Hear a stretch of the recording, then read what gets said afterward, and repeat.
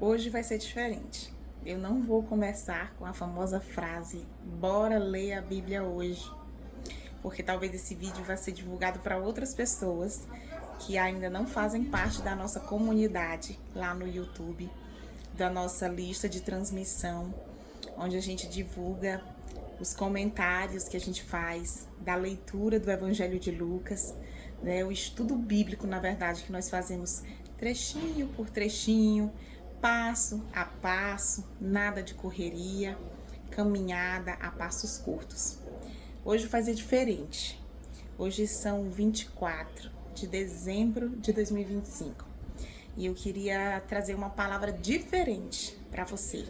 Você que faz parte da nossa lista de transmissão, mas também amigos, pessoas que vieram à minha memória, pessoas por quem nós temos orado, né? Alguém que eu gostaria de desejar um Feliz Natal e compartilhar um pouquinho da minha história e da minha jornada com Cristo. E o tema que eu queria compartilhar com vocês hoje não é um típico Feliz Natal, não é um típico como Jesus nasceu, né? Eu queria falar para vocês de um dos primeiros passos na minha jornada cristã. Foi o meu primeiro erro bíblico. Ainda hoje eu lembro. Foi algo assim que, aos olhos de quem já tinha lido a Bíblia, era gritante. Mas eu, que me considerava alguém inteligente, me considerava alguém instruída, me considerava alguém de uma fé até robusta, me considerava alguém religiosa, me considerava uma pessoa temente a Deus, errei. E errei feio, em um erro grotesco, em um erro gritante. E eu vou compartilhar com vocês esse erro que eu cometi. Essa situação foi quando a gente começou um curso bíblico, na verdade um curso de casados para sempre. Não sei se você já ouviu falar sobre esse curso. Esse curso ele tem duração de 13 semanas, é um curso para casais, né? Fala sobre os princípios bíblicos do casamento. E eu lembro que na primeira semana, a primeira atividade que eu tinha que responder sobre aquele tema foi: quem era que pisaria a cabeça da serpente segundo Gênesis 3:15? E eu vou ler para você esse trecho de Gênesis 3:15. Fala assim, só para você entender, é quando Deus, depois do pecado de Adão e Eva, Deus amaldiçoa a serpente. Então Deus está falando ali diretamente com a serpente. E Deus diz assim: eu farei com que você e a mulher sejam inimigas uma da outra. E assim também serão inimigas a sua descendência e a descendência dela. Esta esmagará a sua cabeça e você picará o calcanhar da descendência dela. Eu lembro bem que a pergunta foi: quem pisará, quem esmagará a cabeça da serpente? Se você ler, tá aqui, ó. Eu farei com que você e a mulher, ou seja, a serpente, e a mulher, ou seja, Eva, sejam inimigas uma da outra. E assim também serão inimigas a sua descendência e a descendência dela. Ou seja, a descendência da serpente e a descendência da Eva, os filhos, né? A descendência. Esta, ou seja, a descendência de Eva, esmagará a sua cabeça. Então a pergunta é: quem esmagará a cabeça da serpente? E a minha resposta foi: a descendência da mulher, a descendência de Eva. E, para minha surpresa, quando eu chego lá na hora de compartilhar as respostas, a resposta de todos os outros casais era: Jesus. Jesus esmagaria a cabeça da serpente. E eu, não, minha Bíblia tá errada. Fui lá de novo, tá aqui: a descendência da mulher esmagará a cabeça da serpente. E aí eu disse: gente, tem alguma coisa errada, porque na minha Bíblia fala a descendência da mulher. E aí as pessoas que estavam lá foram compartilhar comigo, foram me explicar que esse versículo foi a primeira vez que Deus menciona a vinda do Messias, a vinda do Salvador, aquele que iria nos salvar do pecado que entrou no mundo, da condenação do pecado que tinha entrado no mundo. E a explicação foi longa, né? Ao longo de toda a Bíblia me foi apresentado Jesus. Não só um Jesus lá no Novo Testamento, que nasceu lá em Mateus, Marcos, Lucas e João, como a gente tem estudado no Evangelho de Lucas, mas um Jesus que já estava desde o Gênesis. Um Jesus que estava com Deus desde a criação, desde antes de todas as coisas existirem. Eles foram me explicar, né, que essa foi a primeira promessa de salvação. Que Deus, quando viu aquela questão de Adão e Eva que tinham desobedecido, né? Eu aprendi que o pecado não foi comer o fruto, o pecado foi desobedecer a Deus, né? O pecado ele vem da intenção, do desejo de desobediência, de fazer as coisas do meu jeito, quando na verdade nós não entendemos qual é o melhor para nós. Mas Deus sabe o melhor para nós. Por isso, a nossa posição é sempre obedecer. Mas aí eu entendi que às vezes é difícil ler a Bíblia, é difícil entender a Bíblia, porque a gente não conhece toda a história. A gente não conhece a linha do tempo. A gente não conhece o plano maior de Deus, para que quando a gente pegue uma porção pequena da Bíblia, a gente possa entender o que ela está falando. E foi ao longo de 13 semanas desse curso maravilhoso que transformou a nossa vida com Cristo, que eu pude aprender mais de Bíblia do que os meus 30 anos para trás que eu tinha vivido achando que eu era uma boa serva de Deus, né? E hoje, nesse 24 de dezembro, em que nós comemoramos o nascimento de Cristo, às vésperas do dia 25 de dezembro, né, uma data comemorativa, porque não sabemos ao certo se Jesus nasceu nessa data, mas isso não importa. O que importa é que nós temos uma intenção de celebrar o nascimento do Salvador. Eu queria compartilhar com vocês essa primeira situação vexatória que me levou a buscar conhecer mais fundo a palavra de Deus. E isso tem sido um desejo que tem sido alimentado todos os dias no meu coração. E eu busquei. E eu pedi, em primeiro lugar, a Deus, que Ele fosse meu professor, que Ele sentasse ao meu lado todas as vezes que eu fosse ler a Bíblia, que Ele instruísse pessoas para estarem ao meu lado, me acompanhando nessa jornada. E Ele me deu pessoas maravilhosas.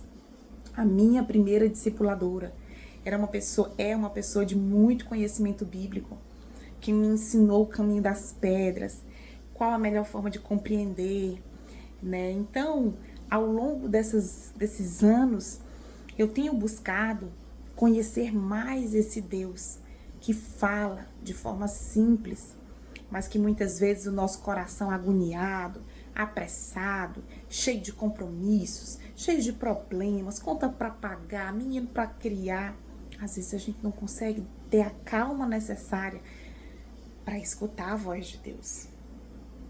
A leitura da Bíblia, ela não é um ato como se você fosse ler um livro qualquer. A leitura da Bíblia é algo maravilhoso, é algo espiritual, é algo forte, é algo sobrenatural. E você faz de forma sobrenatural, na dependência do teu Deus, na dependência daquele que vai fazer você ler e entender, né? Então, ao longo desses anos, eu fui descobrindo tantas outras coisas, né? Que a gente não sabe, que a gente fala errado, né? Tantas outras coisas que a gente às vezes reproduz porque ouviu falar e aí acaba reproduzindo errado. Mas quando a gente busca beber na fonte original, com o professor certo do nosso lado, a gente entende perfeitamente, né, o sentido do que ele quis dizer. Tem outra frase muito comum que as pessoas dizem assim: Ah, eu não leio a Bíblia porque a Bíblia, se você ler ela 10 vezes ela vai te dar uma interpretação diferente. E eu não concordo com essa frase, né? Eu acho que você tem que ler a Bíblia sempre, né? É uma catraca. É palavra de Deus e é viva. Então você tem que... Terminou Apocalipse, volta para Gênesis. Terminou Apocalipse, volta para Gênesis, né? Para mim é uma catraca. E ela não vai te dar uma interpretação diferente. A palavra de Deus, ela é única e não muda. Mas ela é viva. Isso quer dizer que ela vai falar contigo naquele dia específico. Hoje, eu leio Gênesis aqui e o Senhor fala comigo de uma forma. Ele salta aos meus olhos uma palavra. Ele me chama a atenção de alguma coisa que eu preciso aplicar na minha vida. Daqui a um ano, quando eu for ler o mesmo texto, ele pode me tocar de uma forma diferente. Outras palavras vão me chamar a atenção. Eu vou vir à minha memória outras situações, mas a palavra é única. Deus não muda. E voltando, né, para o nosso 24 de dezembro. Essa promessa feita por Deus lá em Gênesis, ela demorou mais de 1000 anos para se cumprir. Quase 2000 anos.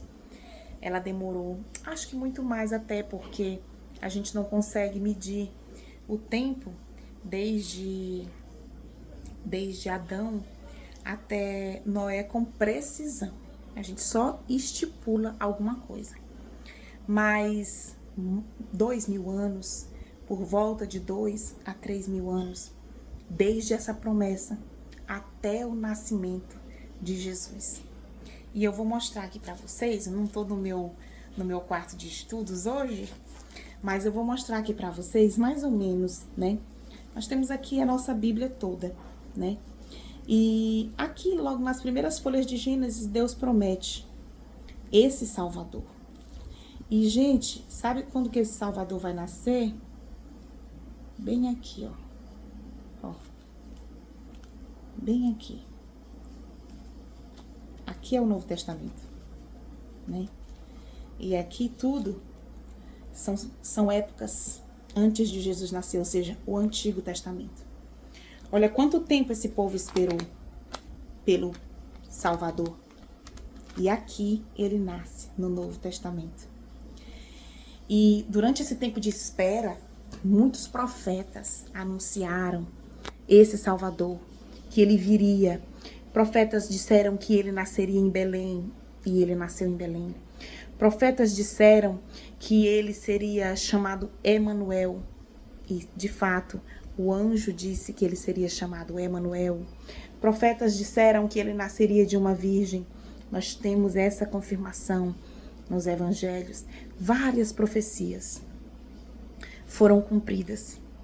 Hoje nós temos acesso a toda essa informação aqui na nossa Bíblia. Toda essa informação organizada, catalogada, né? E durante muitos anos, durante 32 anos, eu tive acesso a isso, mas não busquei. Eu tinha a Bíblia em casa, mas não lia. E eu te confesso que eu tentei ler várias vezes, né? Eu lia Gênesis, beleza. Depois de Gênesis, eu passava para Êxodo, tranquilo. Mas quando eu chegava em Levítico, o terceiro livro da Bíblia, o negócio bagunçava um pouco, porque era um sistema muito diferente do nosso de hoje. E aí eu desistia.